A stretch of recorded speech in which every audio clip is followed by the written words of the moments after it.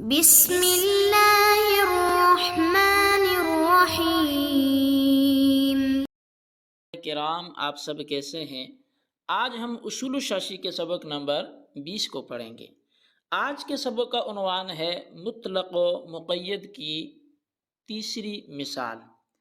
آج کے سبق کی عبارت اور اس کے ترجمے کی طرف ہم بڑھتے ہیں، اس کے بعد مزید وضاحت کریں گے۔ آج کی ہماری عبارت شروع ہوتی ہے وَكَذَلِكَ قَوْلُهُ تَعَالَى سے۔ مصنف علیہ رحمہ لکھتے ہیں وَكَذَلِكَ قَوْلُهُ تَعَالَى وَلْيَطَّوَّفُوا بِالْبَيْتِ الْعَتِيقِ مُطْلَقٌ فِي مُسَمَّى الطَّوَّافِ بِالْبَيْتِ۔ اور اسی طرح اللہ تعالیٰ کا قول وَلْيَطَّوَّفُوا بِالْبَيْتِ الْعَتِيقِ طواف کعبہ کے مسمى مفہوم میں مطلق ہے۔ فلا يزاد علیہ شرط الوضوء بالخبر بل يعمل به على وجہ لا يتغیر به حکم الکتاب۔ لہذا اس پر حدیث کی وجہ سے وضو کی شرط کو زیادہ نہیں کیا جائے گا، بلکہ حدیث پر اس طور پہ عمل کیا جائے گا کہ جس کی وجہ سے کتاب اللہ کا حکم متغیر نہ ہو۔ بِأَن يَكُونَ مُطْلَقُ الطَّوَّافِ فَرْضًا بِحُكْمِ الْكِتَابِ وَالْوُضُوءُ وَاجِبًا بِحُكْمِ الْخَبَرِ۔ بائیں طور پر کہ کتاب اللہ کے حکم کی وجہ سے مطلق طواف فرض ہوگا، جبکہ حدیث کی وجہ سے خبر واحد کے حکم کی وجہ سے وضو واجب ہوگا۔ فَيُجْبَرُ النُّقْصَانُ اللَّازِمُ بِتَرْكِ الْوُضُوءِ الْوَاجِبِ بِالدَّمِ۔ پس وہ نقصان جو واجب وضو کو چھوڑنے کی وجہ سے لازم آیا تھا اس کو پورا کیا جائے گا دم کے ذریعے سے۔ تو طلبہ کرام، یہ تھی ہماری عبارت اور اس کا ترجمہ۔ سب سے پہلے ہم گزشتہ اسباق سے کچھ ربط جوڑیں تو ہم نے مطلق کی مثالوں کو پڑھنا شروع کیا تھا، جن میں سے ہم نے سب سے پہلے اس کی آج کی مثال کے سمیت 3 مثالوں کو ہم نے پڑھا۔ پہلی مثال ہم نے جو پڑھی وہ فَاغْسِلُوا وُجُوهَكُمْ تھی، اور اس حکم مطلق کے مقابل آنے والے جو احادیث تھی جن میں نیت، پے در پے دھونا، ترتیب اور اس کے ساتھ ساتھ تسمیہ کی شرط لگائی گئی، ان احادیث اور اس حکم مطلق کے درمیان ہم نے تطبیق دی، اور حکم مطلق کی وجہ سے وضو میں وہی 4 فرائض باقی رکھے، اور بقیہ جو احادیث سے احکامات ہمیں ملے ان کو سنت قرار دیا گیا۔ دوسرے نمبر پر مطلق کا جو ہم نے فرد پڑھا، یعنی دوسری مثال پڑھی، وہ تھی کہ الزانیۃ والزانی۔ اس کے حوالے سے جو مد مقابل احادیث تھی تو وہ تغریب عام کا تقاضا کرتی تھی، جبکہ مطلق کا تقاضا فقط 100 کوڑے تھا۔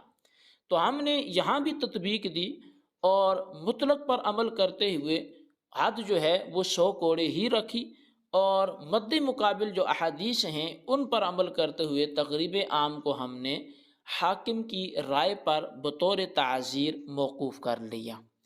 اور آج ہم جو تیسری مثال پڑھ رہے ہیں تو وہ بھی اسی بنیاد پر ہے کہ وَلْيَطَّوَّفُوا بِالْبَيْتِ الْعَتِيقِ، کہ یہاں پر جو طواف ہے وہ حکم قرآنی سے مطلقاً طواف ہی لازم ہوتا ہے، اور مد مقابل جو حدیث پاک آئے گی اب ہم اس کی تفصیل کی طرف بڑھتے ہیں۔ اور آج کی مثال میں اگر ہم دیکھیں تو ایک ہمارے پاس قرآن کریم سے مطلق مثال ہے اور اس کے مد مقابل آنے والی حدیث ہے۔ اب ہم اس کی تفصیل کی طرف بڑھیں گے، تو آئیے سب سے پہلے ہم آج کا نفس مسئلہ سنتے ہیں۔ نفس مسئلہ یہ ہے کہ طواف زیارت میں وضو کی شرط ہے یا نہیں۔ اس میں 2 ائمہ کرام کا اختلاف ہے، ایک طرف امام اعظم ہیں، دوسری طرف امام شافعی ہیں، تو احناف و شوافی کے مابین یہ اختلاف ہے۔ احناف کے نزدیک طواف زیارت کے لیے وضو شرط نہیں ہے، جبکہ شوافی کے نزدیک طواف زیارت کے لیے وضو شرط ہے۔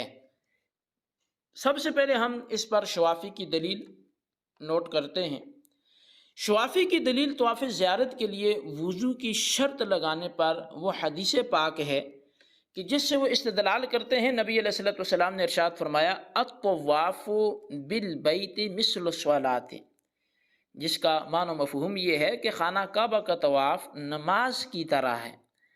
اس حدیث سے وہ اس طرح استدلال کرتے ہیں کہ خانہ کعبہ کے طواف کو نماز کے ساتھ تشبیہ دی ہے کہ جس طرح نماز کے لیے وضو شرط ہے، اسی طرح طواف کے لیے بھی وضو شرط ہوگا، لہٰذا طواف زیارت کے لیے وضو شرط ہوا۔ تو چونکہ مثل صلاۃ بولا گیا ہے کہ طواف خانہ کعبہ یہ نماز کی طرح ہے، تو چونکہ نماز میں وضو مشروط ہوتا ہے اور بغیر طہارت کے نماز نہیں ہوتی، لہٰذا ایسے ہی طواف کے لیے بھی وضو شرط ہوگا، بغیر وضو کے طواف کی ادائیگی نہیں ہوگی۔ یہ تھی امام شافعی کی دلیل۔ البتہ احناف کی دلیل کیا ہے؟ تو احناف کے نزدیک چونکہ طواف کے لیے وضو کی شرط نہیں ہے، اس پر وہ دلیل قرآن کریم سے یہ آیت مبارکہ پیش کرتے ہیں۔ اللہ تبارک و تعالی ارشاد فرماتا ہے وَلْيَطَّوَّفُوا بِالْبَيْتِ الْعَتِيقِ، اور چاہیے کہ وہ پرانے گھر کا طواف کریں۔ اس آیت سے استدلال اس طرح کرتے ہیں کہ آیت میں وَلْيَطَّوَّفُوا یہ مطلق ہے، جو خانہ کعبہ کے گرد چکر لگانے پر دلالت کرتا ہے۔ اس میں وضو اور عدم وضو کی کوئی قید نہیں ہے، لہذا خبر واحد کے ذریعے سے کتاب اللہ کے مطلق کو وضو کی شرط کے ساتھ مقید کرنا جائز نہیں ہے، کیونکہ احناف کے نزدیک کتاب اللہ کے مطلق کے اصل کو بدلنا یا کسی وصف کے ساتھ مقید کرنا یہ نسخ ہے، جبکہ خبر واحد کے ذریعے سے کتاب اللہ کا نسخ جائز نہیں۔